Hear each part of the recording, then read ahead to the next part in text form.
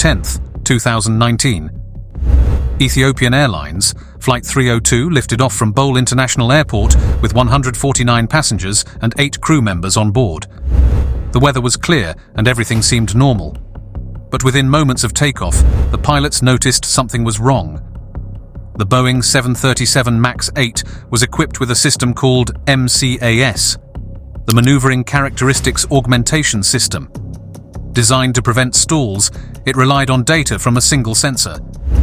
On Flight 302, that sensor malfunctioned, causing the MCAS to activate repeatedly and push the plane's nose down. The pilots fought back, pulling the nose up again and again.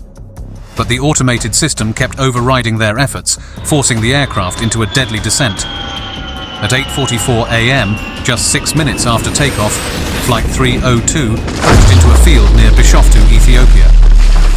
The impact was catastrophic. All 157 people on board lost their lives.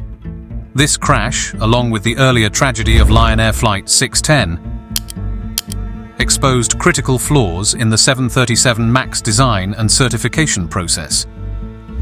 The global fleet of Boeing 737 MAX aircraft was grounded, shaking public trust in aviation safety and triggering widespread reforms. The 157 victims came from over 30 countries, each with their own story, dreams, and loved ones.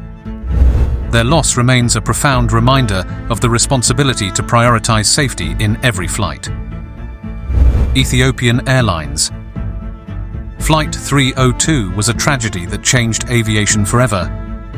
As we remember those lost, we strive for a safer future where such errors are never repeated. Thank you for watching. Let us remember the lives lost in this tragic event and the lessons learned to make the skies safer for all.